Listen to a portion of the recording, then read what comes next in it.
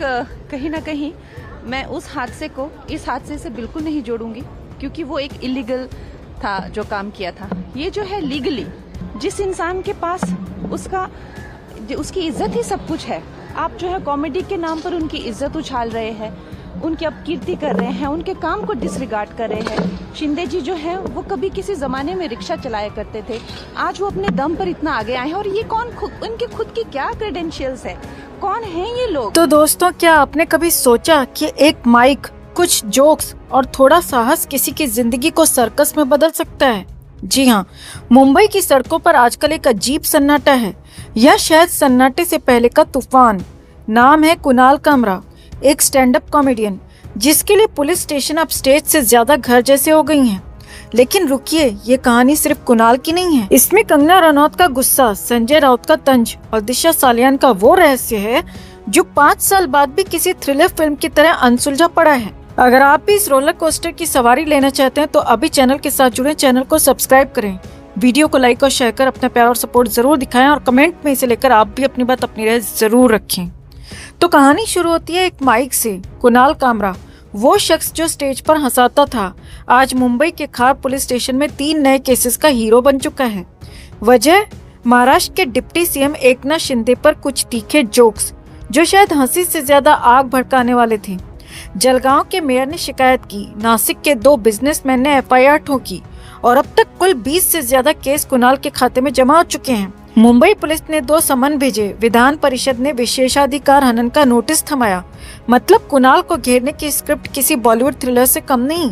लेकिन सवाल ये है, क्या ये सिर्फ जोक्स की सजा है या इसके पीछे कुछ और छुपा है?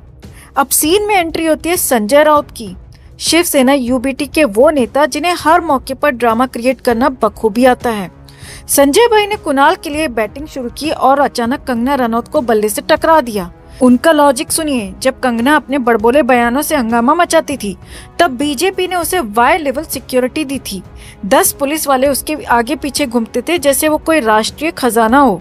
लेकिन कुणाल जो एक आर्टिस्ट है, देश का नागरिक है, कोई आईएसआई एजेंट तो नहीं, उसे क्यों टारगेट किया जा रहा है? उसे भी सिक्योरिटी दो। अब ये सुनकर तो लगता है कि संजय राउत हर कॉमेडियन को बॉडीगार्ड और हर जोक को बुलेट प्रूफ जैकेट देने के मूड में है। लेकिन ये डायलॉग सुनते ही कंगना रनौत का गुस्सा 7वें आसमान पर पहुंच गया। एक्ट्रेस सांसद ने कैमरे के सामने ऐसा जवाबी हमला बोला कि संजय राउत शायद अब अपने बयान को डिलीट करने का बटन ढूंढ रहे होंगे।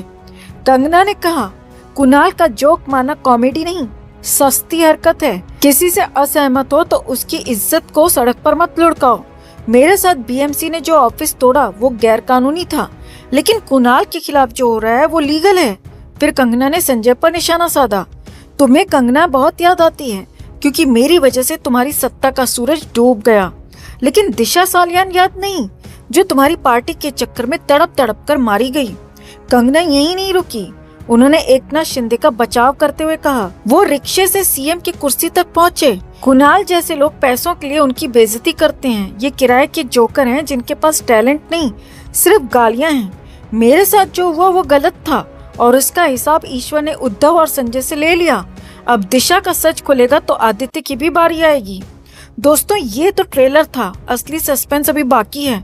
आप अपनी राय कमेंट में जरूर रखें कि आप किसे सही मानते हैं, संजय राउत या कंगना को। कमेंट में जरूर बताएं और वीडियो को लाइक और शेयर कर अपना प्यार और सपोर्ट भी जरूर दिखाएं। महाराष्ट्र की सियासत में इन दिनों तूफान मचा हुआ है और इस तूफान का केंद्र है उद्धव ठाकरे। जी हाँ, हर दिन एक नया रहस्य खुल रहा है, हर पल एक नया ड्रामा सामने आ रहा है। लेकिन इस बार जो खबर आई है वो आपके होश उड़ा देगी। ऐसा खुलासा हुआ है जिसने उद्धव ठाकरे के अपने ही घर की दीवारों को हिला दिया है। कहा जा रहा है कि उद्धव ने अपने परिवार के साथ जो किया वो किसी फिल्मी स्क्रिप्ट से कम नहीं। उनके करीबी जो कभी उनके साये की तरह साथ रहते थे, तो क्या उद्धव के खिलाफ खड़े हो गए चालाक हैं? और सारे ये सब सिर्फ शिंदे गुट की साजिश का हिस्सा है। आपको दिखाते हैं, बताते हैं सब। आप भी इस खबर को ज्यादा से ज्यादा लाइक और शेयर कर अपना प्यार और सपोर्ट दिखाएं और कमेंट में इसे लेकर आप भी अपनी बात अपनी राय जरूर रखें। चैनल के साथ जुड़कर चैनल को सब्सक्राइब कर हमारी आवाज बने। तो चलिए आपको बताते हैं कि आखिर माजरा क्या है। ये खुलासा किसी और ने नहीं बल्कि एकनाथ शिंदे के खास सिपाही सांसद राहुल पाटिल ने किया है। राहुल पाटिल ने उद्धव ठाकरे पर ऐसा हमला बोला है कि पूरा महाराष्ट्र सन्न रह गया है। उन्होंने कहा कि उद्धव ठाकरे ने न सिर्फ अपनी पार्टी को बर्बाद किया बल्कि अपने पिता की आत्मा को भी ठेस पहुंचाई है। जी हाँ, बाला ठाकरे का सपना था कि शिवसेना हिंदुत्व की मशाल बनकर चमके, लेकिन उद्धव ने उस मशाल को बुझाने की कोशिश की। राहुल पाटिल का दावा है कि उद्धव ने अपने भाई को साजिश के तहत किनारे लगाया, उनकी आवाज को दबाया और परिवार की विरासत को अकेले हड़प लिया। अगर आपको ये खबर चौंकाने वाली लग रही है तो अभी वीडियो को लाइक करें और अपने दोस्तों के साथ शेयर करें ताकि वो भी इस सनसनीखेज खुलासे को जान सकें। अब ये सुनकर उद्धव ठाकरे गुट में हड़कंप मच गया है।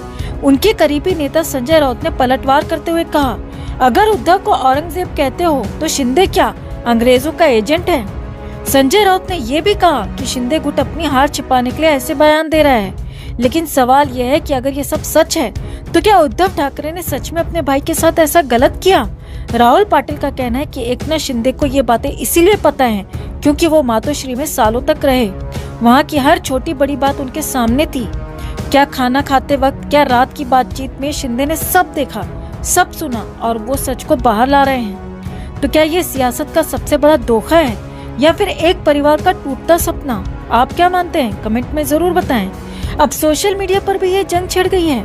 कोई उद्धव को विलन बता रहा है तो कोई शिंदे गुट को साजिश करता कह रहा है। लेकिन सबसे बड़ा सवाल ये है दोस्तों कि क्या ये खुलासा महाराष्ट्र की राजनीति को हमेशा के लिए बदल देगा? क्योंकि अगर राहुल पाटिल की बात सच हुई तो उद्धव ठाकरे की साख पर ऐसा दाग लगेगा जो शायद कभी न मिटे, और अगर ये झूठ निकला तो शिंदे गुट की सारी चाल उल्टी पड़ जाएगी। तो दोस्तों, ये कहानी अभी खत्म नहीं हुई। हर दिन एक नया मोड़, हर पल एक नया रहस्य। आप क्या सोचते हैं? क्या उद्धव ठाकरे ने सच में अपने परिवार को छला या ये सब सत्ता की कुर्सी के लिए खेला गया एक गंदा खेल है? अपनी राय कमेंट बॉक्स में जरूर दें और वीडियो को लाइक और शेयर कर अपना प्यार और सपोर्ट जरूर दिखाएं। तो दिशा सालियान केस के फिर से खुलने के बाद से महाराष्ट्र की सियासत में भूचाल आ गया है।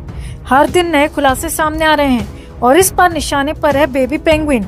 इस पूरे मामले में संजय निरुपम ने ऐसा खुलासा किया है कि हर कोई सकते में आ गया है। तो आखिर क्या बोले हैं संजय निरुपम? खोले हैं कौन कौन से काले राज ठाकरे के? आपको बताते हैं, दिखाते हैं सब। आप भी इस खबर को ज्यादा से ज्यादा लाइक और शेयर कर अपना प्यार और सपोर्ट दिखाएं और कमेंट में इसे लेकर आप भी अपनी बात, अपनी राय जरूर रखें। चैनल के साथ जुड़कर चैनल को सब्सक्राइब कर हमारी आवाज बने। तो सोचिए, एक लड़की जो जिंदगी से भरपूर थी अचानक एक रात मौत के अंधेरे में समा जाती है। क्या ये महज एक हादसा था या फिर कोई ऐसा राज छिपा है जिसे अब तक दबाया जा रहा था? संजय निरुपम जो कभी कांग्रेस में थे और अब एकनाथ शिंदे के शिवसेना खेमे में शामिल हो चुके हैं, उन्होंने एक प्रेस कॉन्फ्रेंस में कहा कि जब दिशा की रहस्यमयी मौत हुई थी तब वो उद्धव ठाकरे के गठबंधन का हिस्सा थे। उन्होंने जो देखा और सुना वो अब तक उनके जहन में ताज़ा है।